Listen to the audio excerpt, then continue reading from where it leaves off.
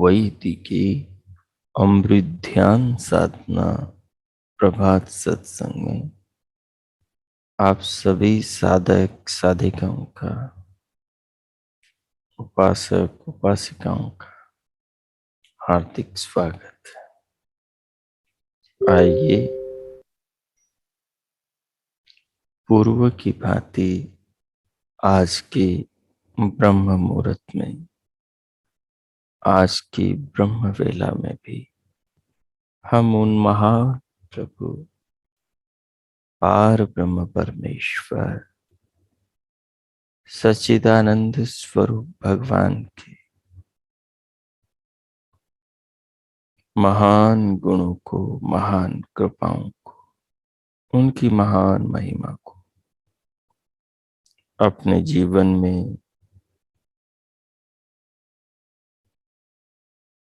और इस विशाल जगत में, सर्वत्र फैले इस विशाल विश्व संसार में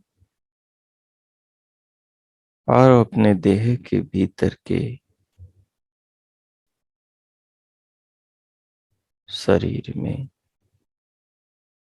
तीनों शरीरों में,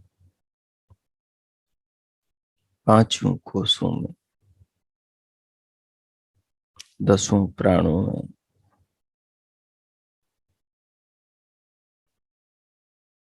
बाह्य करणों में और अंतःकरणों में,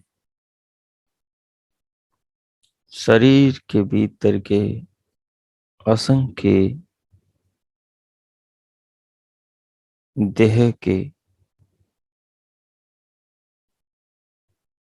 अंग प्रत्यंगों में उन महान प्रभु की कृपाओं को, उनकी करुणाओं को, उनके स्नेह, उनकी प्रेम, उनकी महिमाओं को हम देखें। हम उन पर विचार करें, हम उन पर चिंतन करें कि भगवान ने, प्रभु ने हमें कितनी अद्भुत और कितनी अनमोल वस्तुएं, अपनी रचनाएं प्रदान करी। 1,93,53,122 वर्षों में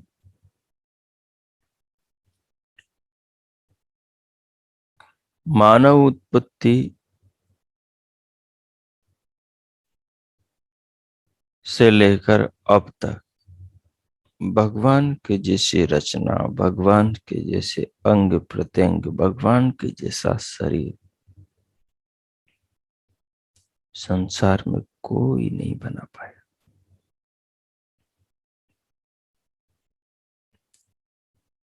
हम अनुभव करते हैं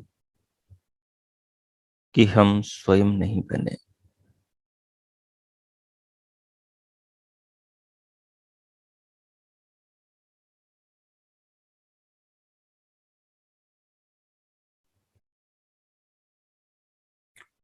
हम अनुभव करते हैं कि हमारा देह, हमारा शरीर, हमारी मानुषी काया खुद नहीं बनी, क्योंकि कोई भी जड़ वस्तु खुद कभी नहीं बनती।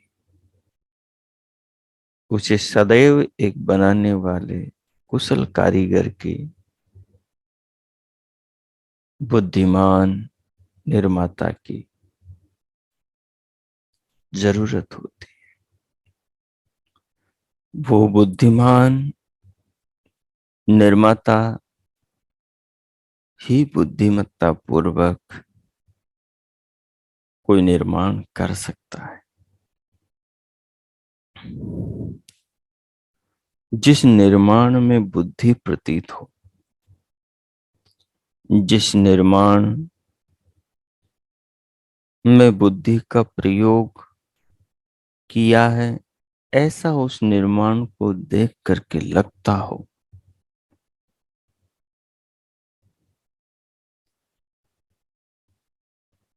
जिस निर्माण की एक एक कला का, जिस निर्माण की एक एक खूबी का, विशेषता का बड़ा सूक्ष्म अर्थ हो, बड़ा दूर तक प्रयोजन हो। और ऐसे हजारों निर्माण, ऐसे हजारों अंगों का निर्माण, और उन सब में संबंध, और वो सब मिलकर एक कार्य के लिए लगे हो, इसके पीछे महान बुद्धि की प्रतीति का बोध उस निर्माण को देख करके उसके जानने वाले, समझने वाले ज्ञाता को, दृष्टा को, बोधा को, उसका ध्यान, उसका मनन, उसका चिंतन करने वाले साधक को, उपासक को, साध्वी को, उपासिका को जरूर होता है।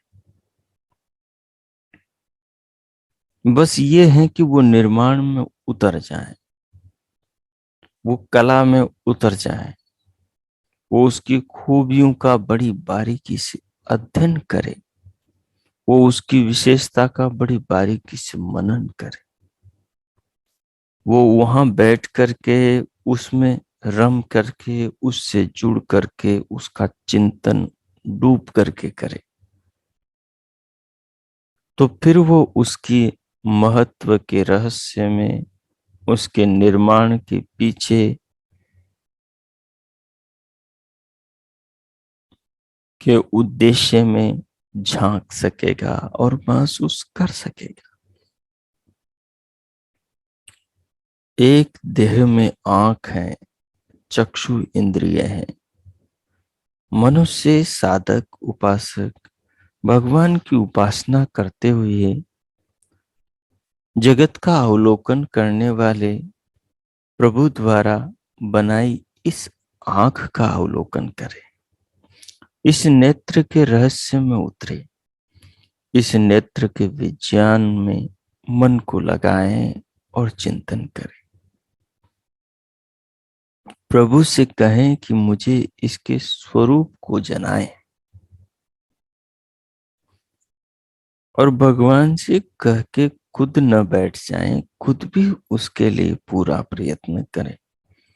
क्योंकि बिना पुरुषार्थ, बिना परिश्रम, सच्चाई के साथ करने वाले साधक पर ही प्रभु अपनी कृपा करते। जो दूसरे से अपने मनोरथ सिद्ध करवाने के लिए चादर ओढ़ के सोता है, ऐसे प्रमादी आलसी के लिए प्रभु के द्वार पूरी तरह कल्याण के बंद है। जो प्रभु से मिली संपदा शरीर का, प्रभु से मिल रही हर पल नूतन नवी श्वास प्राण का, प्रभु से मिल रही हर समय शरीर में नवी धड़कन स्पंदन का, कल्याण के मनोरथों में प्रयोग करता है, उसी के जीवन को प्रभु अपने उपकारों से, अपने आशीर्वादों से भर देते हैं और उसी के जीवन को सफल करते हैं। हमारे पास उदाहरण है व्याकरण के सूर्य दंडी गुरु बिरजानंद स्वामी का। बचपन में परिवार की परिस्थितियां खराब होने के कारण हृदय में एक आस विश्वास लेकर निकले कि संस्कृत के तत्वों को जानेंगे और इस जगत के रहस्य को बुद्धि को सुलझाएंगे समझेंगे। और घर से दूर जाकर मथुरा में रोज नदी के बीच खड़े होकर लाखों गायत्री के अनुष्ठान मंत्र जाप करते सच्ची श्रद्धा के भाव को लेकर। धैर्य रखते हुए, प्रभु में विश्वास रखते हुए, अपनी लग्न को, अपनी श्रद्धा को, अपनी आस्था को कमजोर न होने देते हुए, न टूटने देते हुए निरंतरता के साथ लगे रहे कि अचानक तट पर एक पंडित आता है। वो अष्टाध्यायी के सूत्र दोहराता है और दंडी गुरु उसको सुन सुनकर उसके सूत्र सारे याद कर लेते।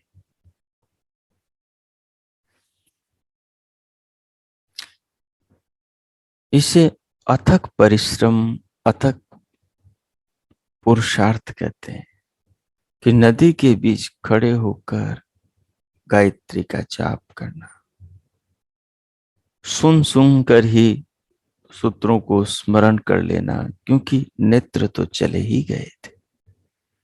याद रखने के लिए केवल बौद्धिक परिश्रम ही था और तो कोई उपाय उनके पास में न था। याद कीजिए स्वामी दयानंद सरस्वती को, बालक मूल शंकर।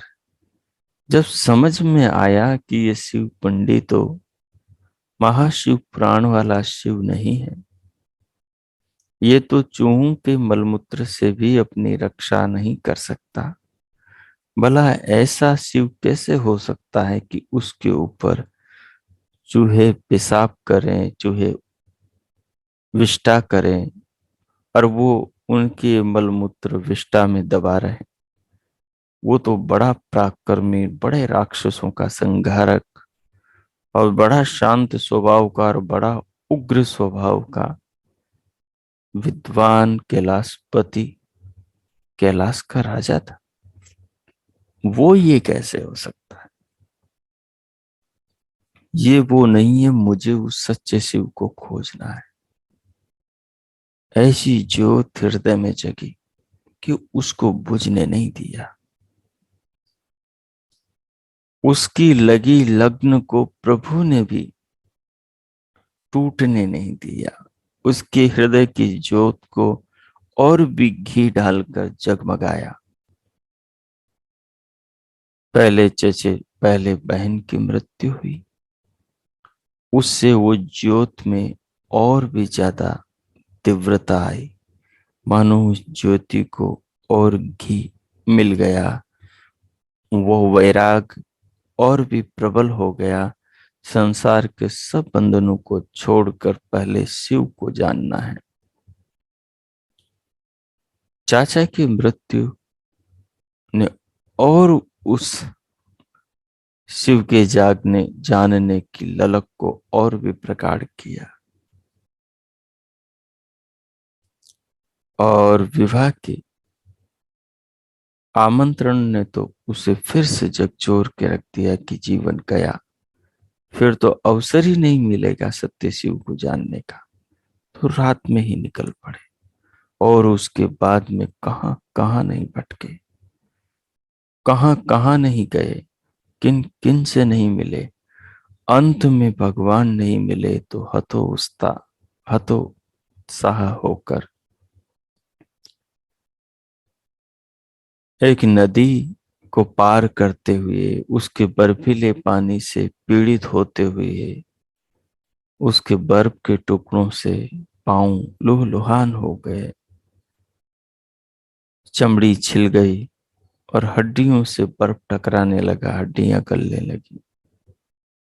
और मन में एक बार ख्याल आया कि अब परमात्मा नहीं मिलेगा, ऐसा करता हूं इसी नदी में कूदकर प्राण दे देता हूं। लेकिन देखो, भगवान ने उस उपासक की, सच्चे साधक की प्रबल प्रयत्नशील उस घर बार, मोह माया और सारे प्रलोभन, शानों शौकत, सुविधाओं को, सबको त्याग करके आत्मा को परमात्मा से मिलाने के लिए अहरनिशि सच्चे गुरु की तलाश में भटकते हुए, परमात्मा की प्राप्ति में दर दर भटकते हुए, बालक मूल शंकर से बने शुद्ध चैतन्य ब्रह्मचारी को, उसके हृदय में जब ये भाव उदित हुआ कि चलो मर जाते हैं, आत्महत्या कर लेते हैं, तो उस ज्योति के अंदर विधाता ने फिर अपना योगदान दिया। मानो उसकी परीक्षा पूरी हुई। उसने अपने लक्ष्य को, अपने व्रत को, अपने संकल्प को तब तक टूटने नहीं दिया जब तक मौत सामने आकर खड़ी नहीं हो गई। लेकिन अंत में जब वो हार गया, समस्या का समाधान किसी व्यक्ति के हाथ का न था, अपने हाथ का न था, हतोत्साह हो गया। तो ऐसी परिस्थिति में फिर भगवान ने अपनी शक्ति उसे प्रदान करी और मृत्यु का विचार त्याग करके फिर वो योगी अपने कल्याण के मार्ग पर चल पड़ा कि जब मरना ही है तो कुछ और क्यों ना किया जाए। बिन किए, बिना परिश्रम के मरना किस बात का, उससे क्या मिलेगा, मरकर क्या मिलेगा। जाने हैं प्राण, छूटना है शरीर तो छूट जाए। लेकिन जिस पथ पर, जिस लक्ष्य की ओर चल पड़े हैं पथिक के पथ, उन्हें रोकना नहीं। और उन्हें गुरु बिरजानंद दंडी मिल गए। उन्हें कल्याण का मार्ग, आर्ष का मार्ग, अनार्ष की अनार्ष की अविद्या जनित अंधकारमय अज्ञान साला के भटकने से मुक्ति मिल गई। पहले अनार्ष की अज्ञान शाला में ही दयानंद भटक रहे थे, लेकिन जैसे ही गुरु बिरजानंद दंडे मिले, अनार्ष के उस लुभावने बवंडर से दंडी स्वामी ने अपने शिष्य को झट से बाहर निकाल लिया। मात्र 3 वर्षों में सत्य और असत्य, उचित और अनुचित का बोध करा दिया। अपनी पाठशाला में पढ़ने आए शुद्ध चैतन्य स्वामी दयानंद विद्यार्थी को हंस बना दिया।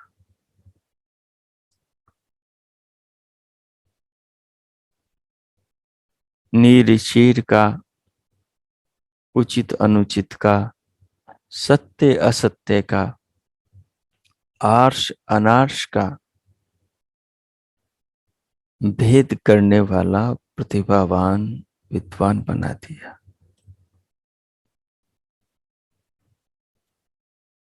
और आगे जाकर वो फिर अपने स्वार्थ के लिए नहीं रहा, पूरे लोक के, समाज के, राष्ट्र की जरूरत को ही अपना स्वार्थ, अपना लक्ष्य बना लिया। जीवन में कितनी मुश्किलें आई, कितनी परीक्षाएं हुई, पद पद पर मौत आकर खड़ी हुई, लेकिन नहीं घबराया, क्योंकि जान चुका था कि वो अमृत का पुत्र है, वो तो अमर है। और जो अमर है उसे फिर मृत्यु से कैसा डर। और अंतिम दिन ने ये प्रमाणित कर दिया कि सच में वो मरा नहीं, वो रोया नहीं, मौत के आगे गिड़गिड़ाया नहीं, मौत के सन्मुख आंसू बहाए नहीं, भयभीत नहीं हुआ, हंसते हुए, मुस्कुराते हुए, ईश्वर के गुण गाते हुए, ईश्वर के प्रति अपनी कृतज्ञता, देह के प्रति भगवान का धन्यवाद करते हुए, भगवान से मिले शरीर का बार बार भगवान को आभार प्रकट करते हुए, उनका गुणगान करते हुए, उनके गुण कर्म स्वभाव को ऋचाओं के द्वारा भगवान की स्तुति, प्रार्थना, उपासना में वर्णन करते हुए, अंत में प्रभु के नाम के साथ ही, प्रभु नाम स्मरण के साथ ही शरीर को छोड़ करके वो दिव्य आत्मा विदा हो गई।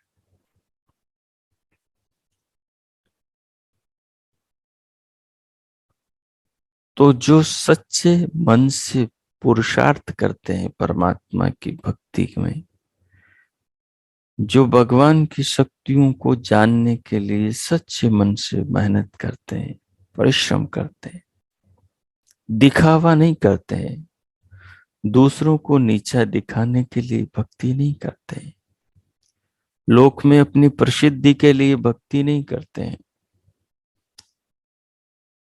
किसी प्रकार का गुरुडम चलाने के लिए भक्ति नहीं करते हैं, जो सच्चे अर्थों में विधाता को, प्रभु को पाने, अपनी आत्मा को जानने और शरीर के रहस्यों को अनावृत दिव्य चक्षुओं से देखने के लिए करते हैं, उनके मनोरथ भगवान सिद्ध करते हैं। उनके लिए भगवान भीतर के द्वार खोल देते हैं।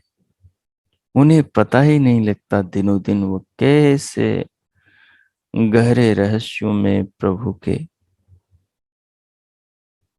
रचित पदार्थों की अद्भुत महिमाओं के अवलोकन में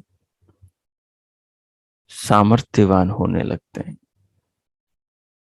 सो इसलिए हम सच्ची लगन, सच्ची मेहनत, सच्चे प्रेम के साथ भगवान के बनाए इस देह रूपी मंदिर में अपनी आत्मा रूपी उपासक के द्वारा शरीर के निर्माता विधाता रूपी अंतर्यामी परमात्मा की भक्ति में स्वयं को लीन करें। और जब तक जिस शरीर के अंग के रहस्य को लेकर ध्यान करें, उसमें स्वयं को डुबो दें पूरी तरह, एकाग्रचित रखें। तो हम विचार कर रहे थे कि एक नेत्र को चुने आप और उसके रहस्य में उतरते चले जाएं।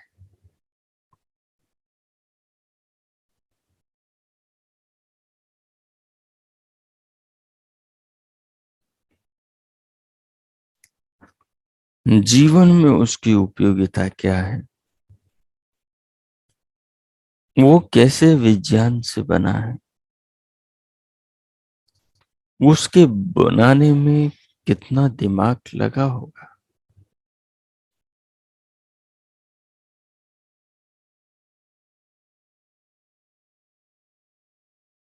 वो कैसे कैसे बनाया होगा,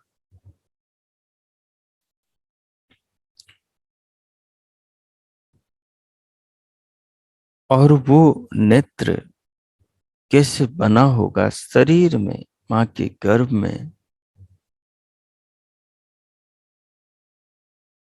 बीज तो सभी के एक होते हैं, शुक्र और शोणित, नाभि नाल, उन नाड़ियों से जाता हुआ रस,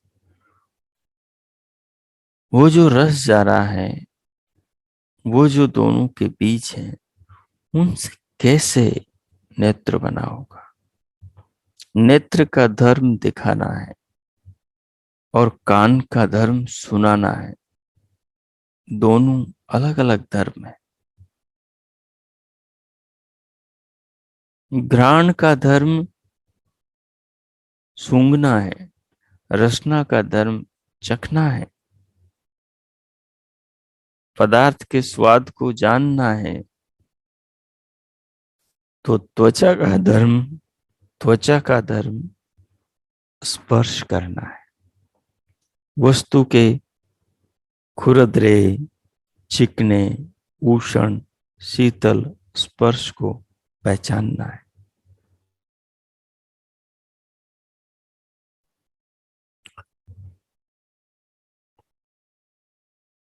एक बीज से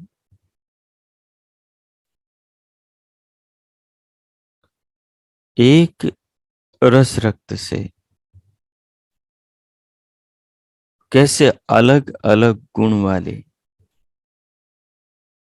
अलग अलग धर्मों वाली, अलग अलग कार्यों वाली 5 इंद्रियों का निर्माण हुआ।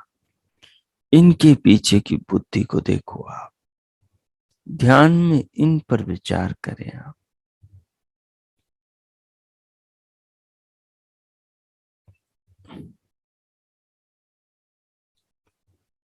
आंख रूप को कैसे जानती है, इसकी प्रक्रिया पर विचार करेंगे।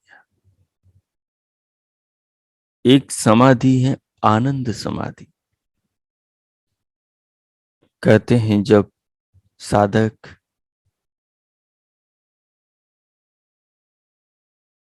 वितर्क समाधि के द्वारा जगत के स्थूल स्वरूप को जान लेता है, तो फिर विचार समाधि के द्वारा वो सूक्ष्म भूतों से लेकर मूल प्रकृति तक के सारे जगत को जान लेता है, दृश्य अदृश्य। कहते हैं उसके बाद जब वो इन सब को जान लेता है, तो इसकी खुशी को अनुभव करता है तीसरी समाधि आनंद समाधि। जब हमें भगवान की इन अद्भुत वस्तुओं का, इंद्रियों के तत्वों का, इनकी अद्भुतता का ज्ञान होगा,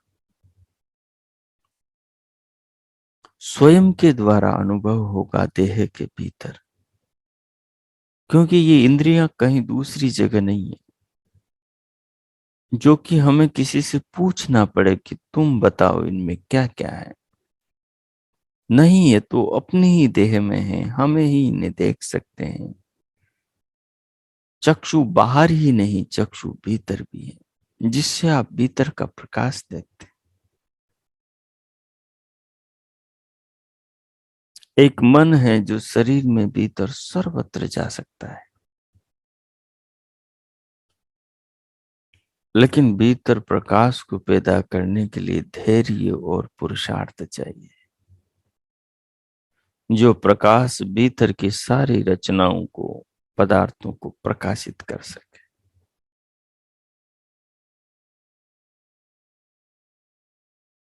पूरी देह के विज्ञान को जानने के लिए नाभि में संयम चाहिए, धारणा, ध्यान और समाधि। को लगाने की योग्यता और उसको निरंतर, जब तक मनोरथ पूरे न हो तब तक लगाए रखने के लिए धैर्य चाहिए। तो इंद्रियों के विज्ञान को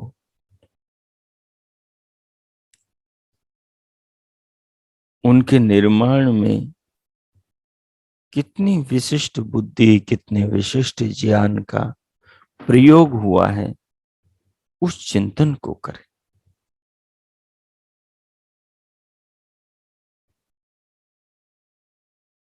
उनके ऊपर सोचेंगे, उनके ऊपर विचार करेंगे।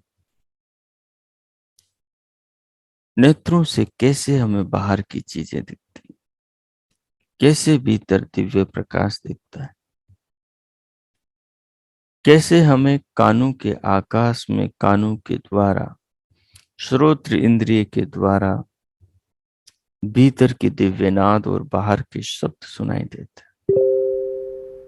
ये क्या अद्भुत करिश्मा है, ये क्या अद्भुत प्रभु की रचना है। कैसे ये जिह्वा, ये रसना, इसमें क्या लगा हुआ है, कितनी कोमल है। 32 दांतों के बीच रहती है, रात दिन सारे काम करती है, बेचारी भोजन को भी ग्रहण कराती है, उसका भी स्वाद चखाती है। जो भी बोले तो उसके लिए भी रात दिन मेहनत करती। आदमी बोलता रहता है, सोने से पहले बहुत बोलता है, हर जगह जिह्वा का प्रयोग है।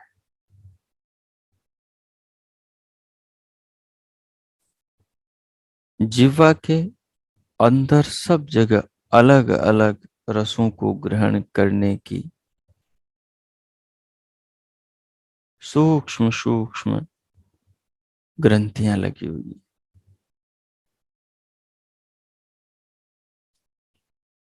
पूरे जबाड़े में ऐसे छिद्र हैं जिन्हें आंखों से देखा नहीं जा सकता, और उनसे स्राव निकलता है, उनसे लार निकलती है।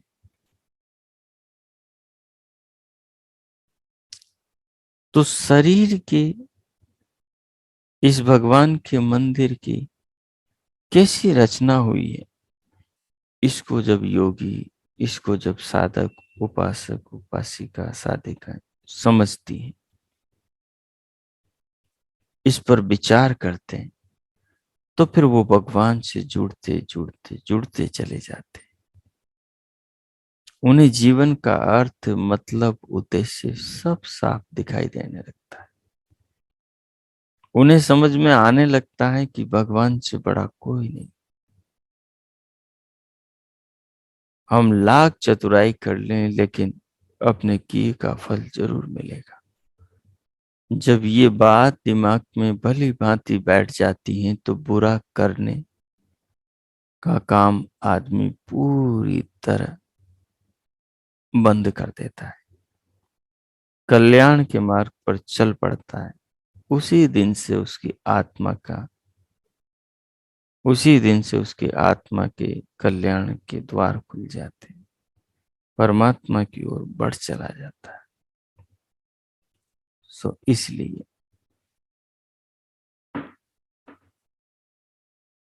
आप जिस विषय में, जिस इंद्रिय पर, जिस शरीर के अंग पर आप विचार करना चाहें, ध्यान करना चाहें, उसको चुन लें और अपने आसन को पुनः एक बार व्यवस्थित कर लें और ध्यानस्थ होकर अगले 10 मिनट धीरे धीरे बाहर से श्वास लें, लंबा गहरा लयबद्ध करते हुए उसे अनुभव करें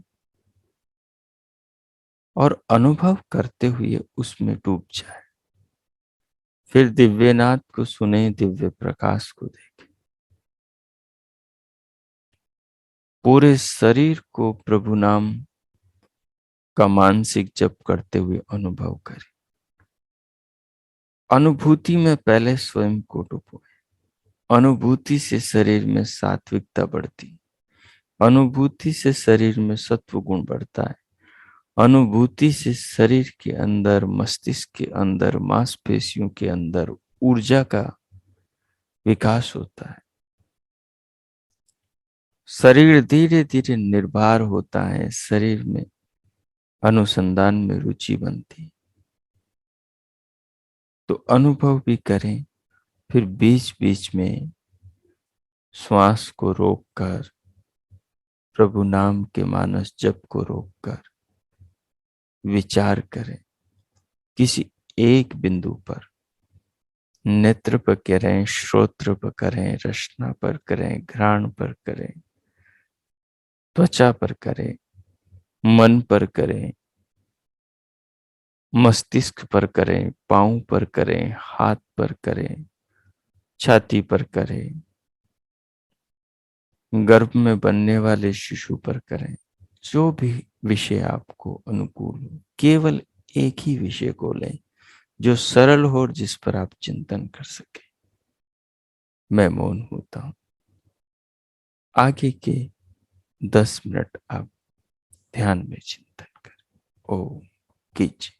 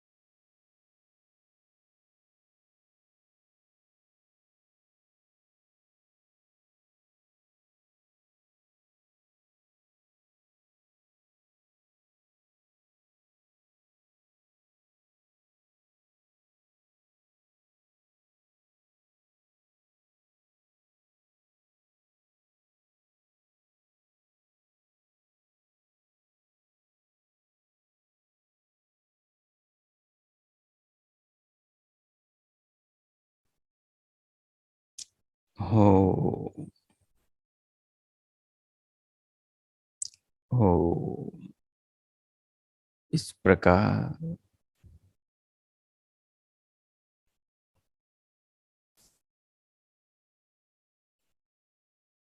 भगवान की महान महिमाओं, उनकी रचनाओं, देहगत उनके बनाए पदार्थों पर विचार करते हुए, ध्यानमय चिंतन करते हुए, उनमें भगवान की महान महिमा को, उनकी अद्भुत प्रतिभा को, बुद्धिमत्ता को निहारते हुए, विचारते हुए,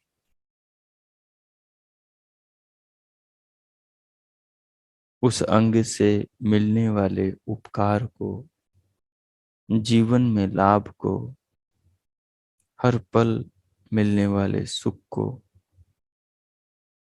विचारते हुए, जो अनुभव किया, जो बोध हुआ, जो भगवान के प्रति आस्था, आदर भाव, श्रद्धा भाव बढ़ा, उसे हृदय में आत्मसात चित्त में संग्रहित करते हुए, उसको भीतर अपनी भावना में रखते हुए, उस आस्था आदर के भाव को भगवान को अर्पण करें, प्रभु का धन्यवाद करते हुए कि उन्होंने इतनी असीमित, अनगिनत, निरंतर कई प्रकारों से हर समय हम पर कृपा कर रहे हैं। उनसे हमें जीवन कल्याण का अवसर, आत्म उत्थान का और जीवन को जीने का अवसर प्रतिपल मिल रहा है। वे हम पर कृपा करते चले जा रहे हैं और हम जीवन को, जीवन के उद्देश्य से दूर कहीं भटक कर व्यर्थ जिए चले जा रहे हैं। तो जीवन को जीवन के उद्देश्य के लिए जीने के लिए स्वयं को संकल्पित करें और जो आपने अनुभव किया उसे आत्मसात करते हुए प्रभु का धन्यवाद करें।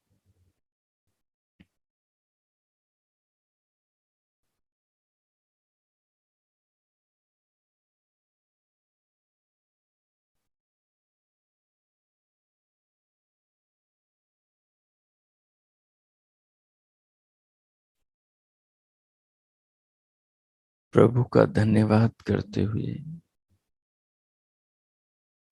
अब हम शांति पाठ करेंगे।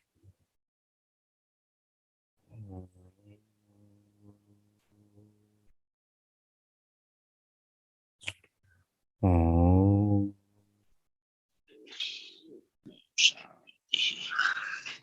ओम